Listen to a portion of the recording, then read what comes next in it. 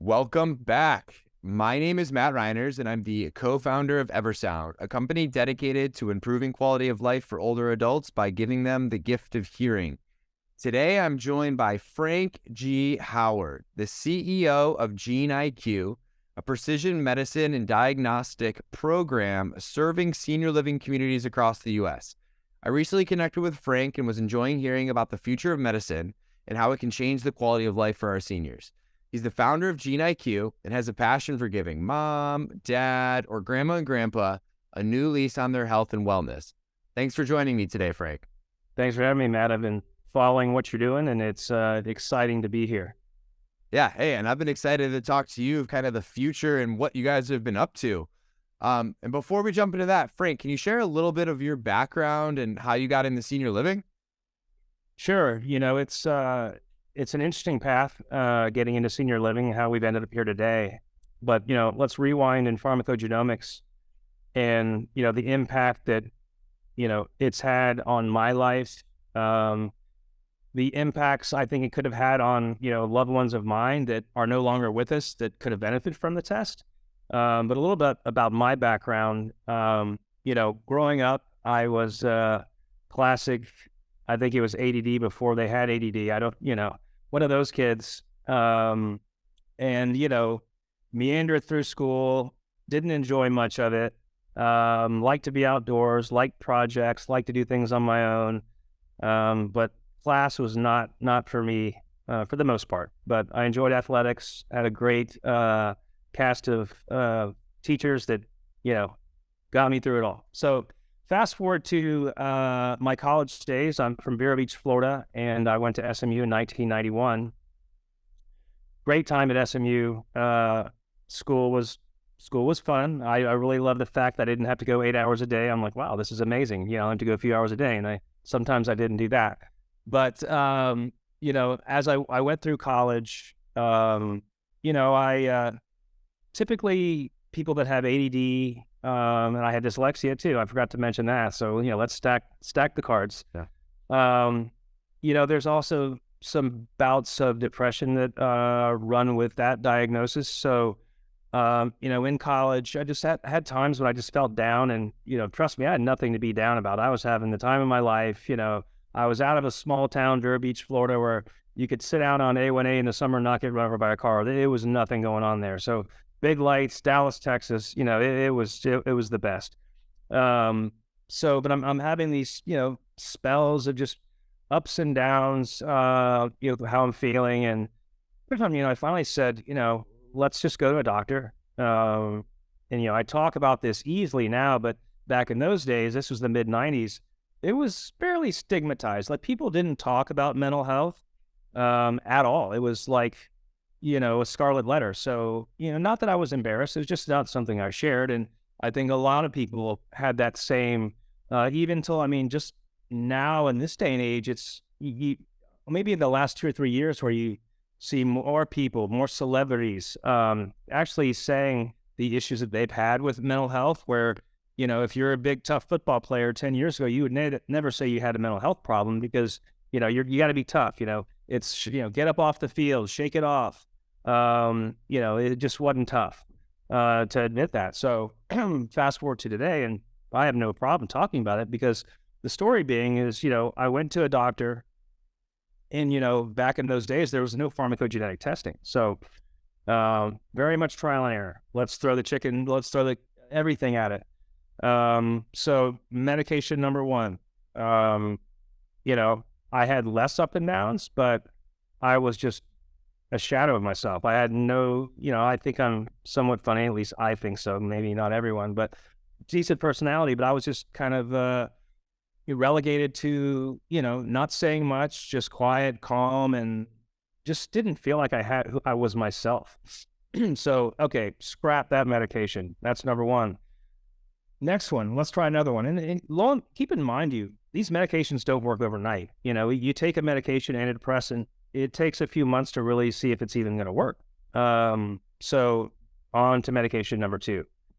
No better result on that medication. So at that point, I was like, man, I made the old college try, but this just isn't working for me. So I'm going to get off the medications and just learn how to, as best I can, manage the ups and downs of depression and, go about my business. And I did that. And, I've had great success.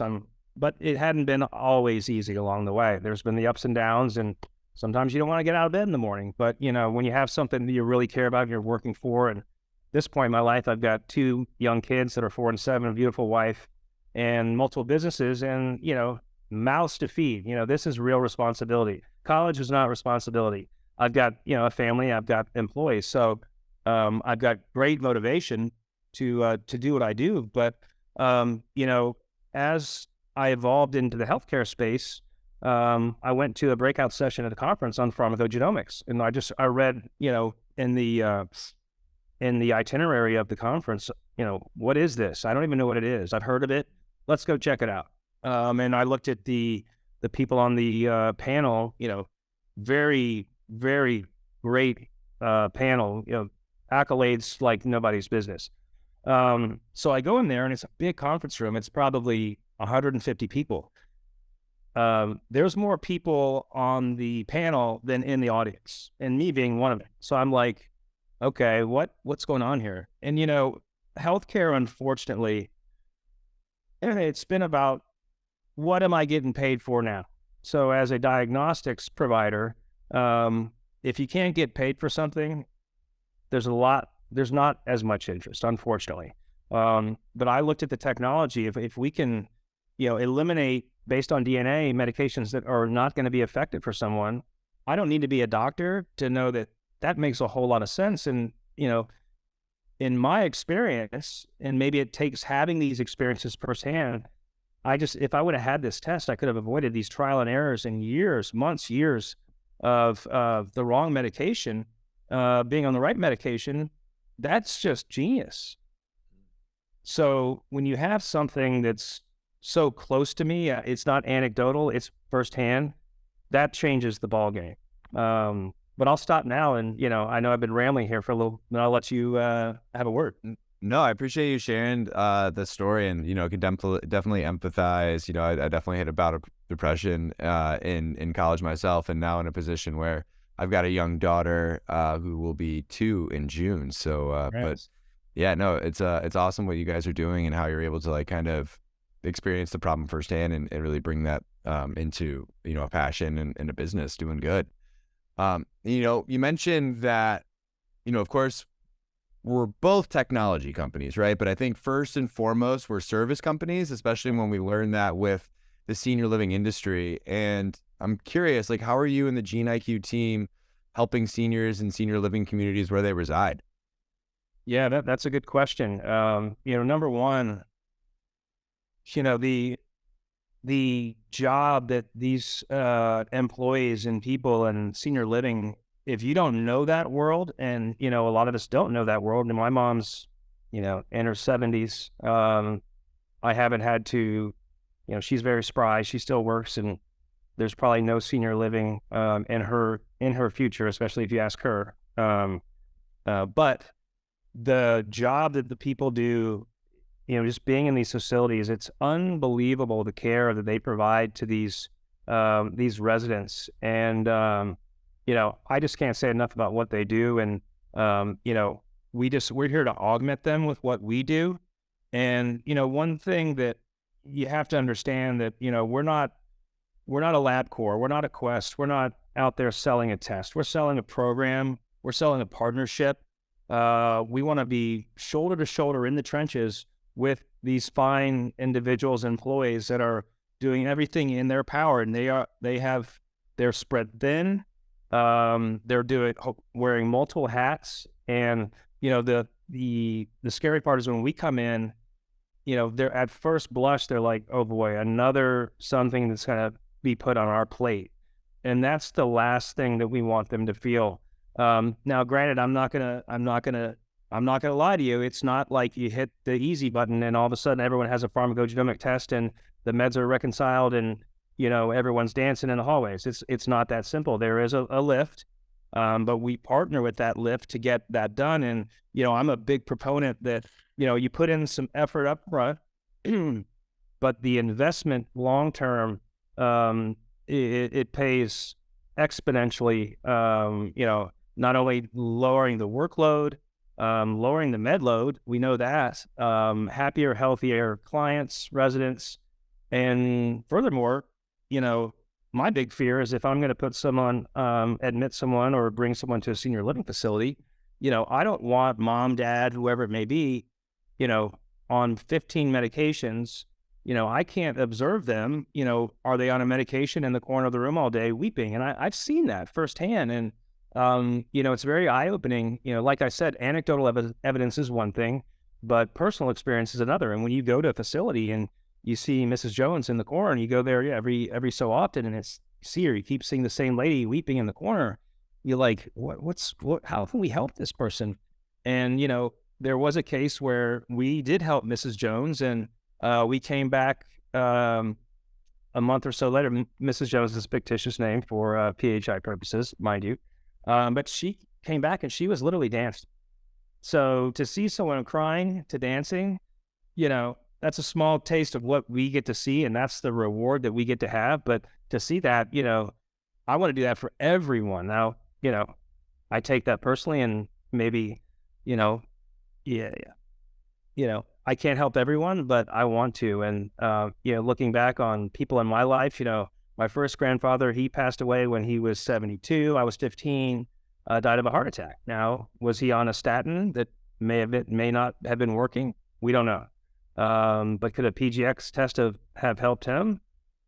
There's a good possibility. My father, he died of cancer at 74. My stepfather, he died of cancer at 72, with other comorbidities. But, could I have helped that? Could I have changed that? I think that I could have. And, that's why, you are at a stage in your life when you have children, family, what is your mission? I've been I've been blessed to be successful, but I'm at a point now where, and my grandfather, he died when he was 100 last year. And about a year before he passed away, he said, what are you chasing? And he was very successful, worked till he was in the office till he's 95. He's like, what are you chasing? Because he saw me from afar and close and doing all these different ventures. Like you had mentioned, I've got a lot of different ventures.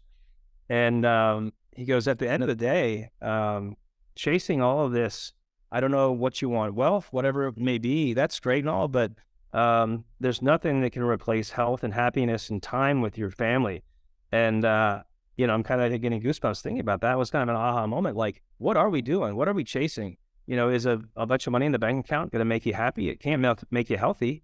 If you're not spending your time wisely and paying attention to yourself, your health, and your family. So when I heard that, it kind of really made me change the way I go about what I'm doing and what's important to me. And, GeneIQ, I like to think that we can do well by doing good for people. I think, we all have to make a living. And I think when you do provide a solution, a value to a group, a cohort, such as senior living, we should be rewarded for the time that we put in, because, success in any type of venture doesn't happen overnight. And it's a lot of, you see a lot of the success stories.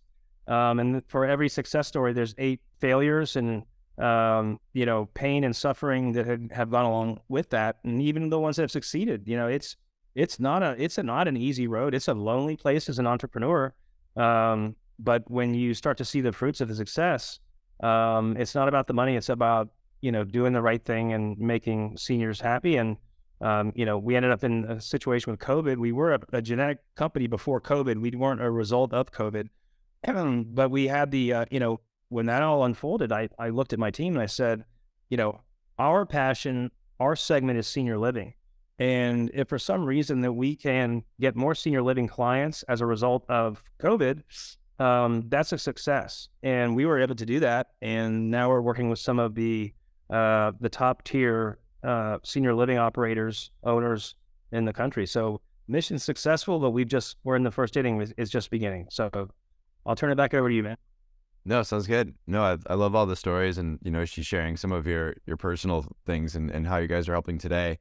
And I think one of the things you hit on there, even talking about your own family members, was the importance of health and wellness. And I know with senior living, right, they're seeing that and how it's affecting attrition. And, I'm just wondering, how can we help communities reduce attrition by incorporating programs such like GeneIQ into its health and wellness initiatives?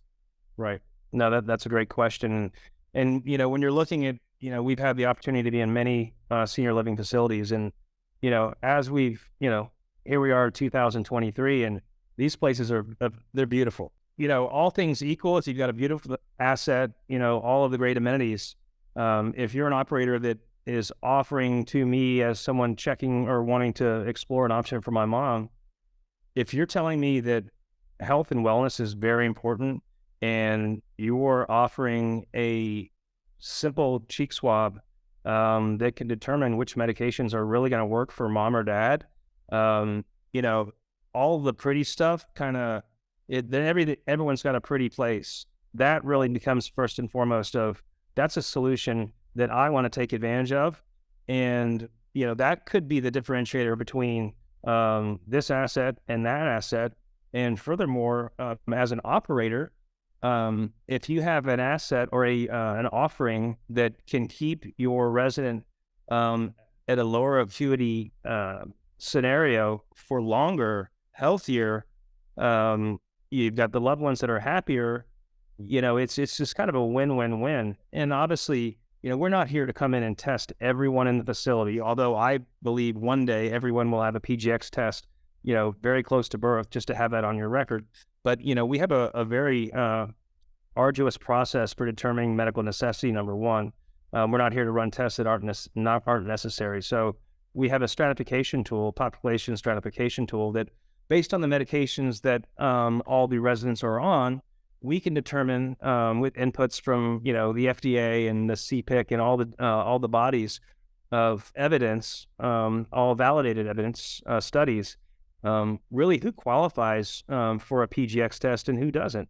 And naturally, that's something we like to do up front, just to if you've got, and it basically qualifies as a high need, middle need, and lower need. But we found in our evidence that roughly 78% of all residents in senior living qualify and have medical necessity for a pharmacogenomic test. And once we've run those tests, the results are about 75% of the people tested have multiple recommendations based on their genetics to change or alter a medication, or reduce a medication, replace a medication, change dose. So this works, it's proven. And, we couldn't be more excited about the future, especially in the fact that we're seeing in 2023 a lot more emphasis. It's not about our residential dining hall, it's about our health and wellness program. And I think the operators that are getting out ahead of this and really emphasizing this are going to be the ones that really get it and are really going to prepare themselves, position themselves for the next wave of senior living. And, the demographics are strong over the next 10 years. We've got a lot of people coming into this segment. And I think we'll have a lot more people staying in the actual senior segment and not having to graduate into a higher acuity. So from a business standpoint, it makes a lot of sense. From a residential standpoint, great sense. Caregiver, I want that test. And salesperson, I want that in my arsenal from a sales standpoint. And, more, it's paid for by Medicare, and we validate medical necessity. We qualify every patient in advance of that. So it's at no cost to the operator, which, I'm still looking for any negatives, and I haven't found any yet, but anyone that thinks that at Pharmacogenomics is a negative, I'm happy to answer those questions or have that conversation. Yeah. Hey, I think the value of getting people the right medicine is just so important with the amount of medication that's being taken in a lot of these senior living communities. And, one of the questions I am curious, because a lot of the time healthcare decisions are often not only the decision of the senior, but incorporating their family as well. Because of course, everybody wants to live longer, right? Everyone wants to be around their mom and dad longer, grandma and grandpa longer.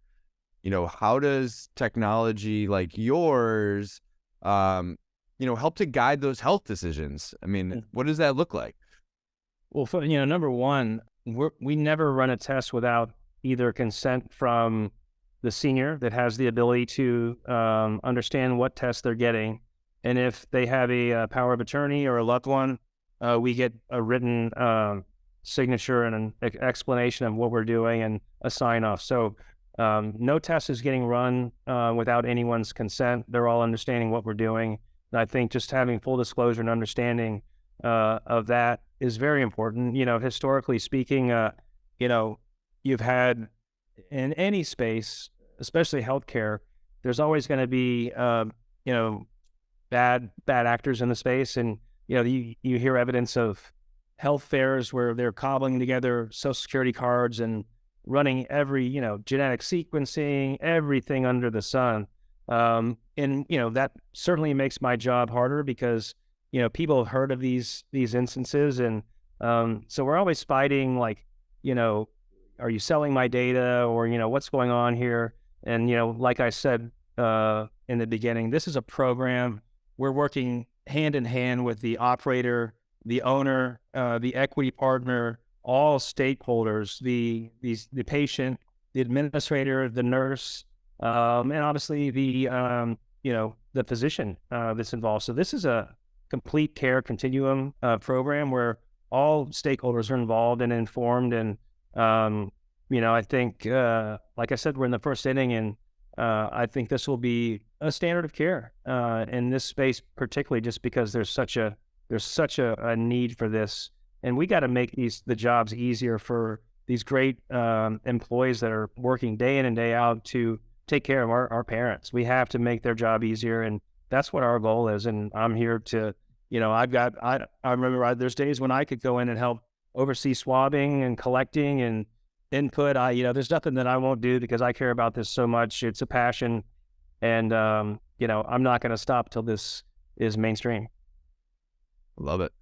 And I'm curious because, you talked about some of the things you've learned or some of the things you've seen while getting this going in senior living communities. Do you have any learnings, whether good or bad, that can help our listeners to better implement a program such as yours or into their senior living communities or just technology in general? It's, as we're evolving, we, in the early days, we didn't have certain integrations with like point click care or matrix care. So it was a bit of a manual process to, number one, get medications and face sheets. And, that is a big lift when, you talk to a director of nursing or an executive director and tell her that we need, every medication, we need all the face sheets for 8 different communities. And, some people want to fax things in. It's a challenge, but fortunately we have integrated with matrix care and PCC. They've got the bulk of the market share, and having that integration really streamlines the process because we don't have to rely upon nurses and whatnot to cobble together all of the data that we need to validate medical necessity and really prove out if a resident qualifies for the test. So that's where technology really helps. Yeah, absolutely. And I'm curious, can you get your product or your test if you don't live in a senior living community? You can. Now we, as we focus on senior living.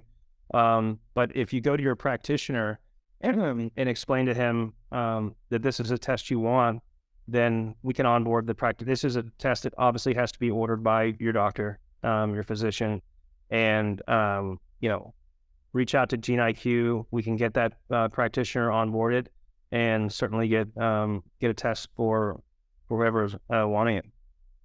Cool. And my last question here to you, Frank, is if you were to give senior living providers just 3 guiding principles as they look over the next 12 to 18 months, what would you say? Use GeneIQ. Number one. No, I think health and wellness is really it's on everyone's mind. And, reactive medicine has to go away. We have to be proactive.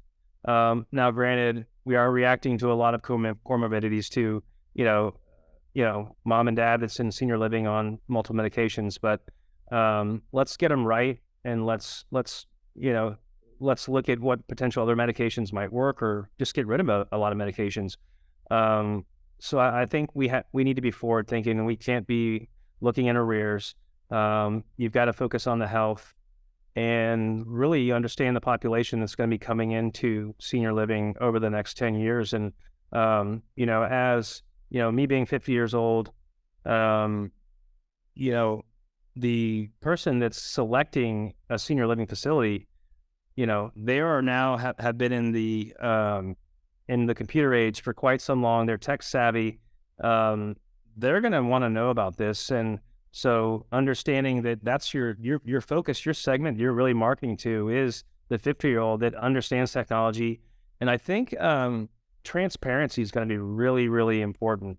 In a lot of instances, if just going through this process and looking at a lot of different operators, there's a lot of things that you can shop online, and there's price transparency. You kind of know what you're getting. But in senior living, it's quite opaque in a lot of instances. So, it's not apples to apples. You can't get pricing. They want you to come in and you get this big package, and it's just not easy to shop. And in the day of, Amazon, I hate to say it, but there's a better chance that if I order if I need a toothpaste or a toothbrush, I might as well just order it on Amazon, because it'll get here before I make it over to CVS. So, I hate to say it, but I think there needs to be transparency and more of apples to apples ability to compare what you're getting without having to really vet out and go to all these facilities and try to uncover what the costs are, the prices, and what do I get for this. It's just, it needs to be more transparent. And I think I think that creates more competition, and it creates pricing competition, but I think it's healthy pricing, and we all understand what we're getting. So I think that's where things need to go. Cool. Awesome. Well, so much information in there. Thank you so much, Frank, for your time, effort, and energy, and building companies like GeneIQ that are just going to push the senior living industry forward. Thanks for having me.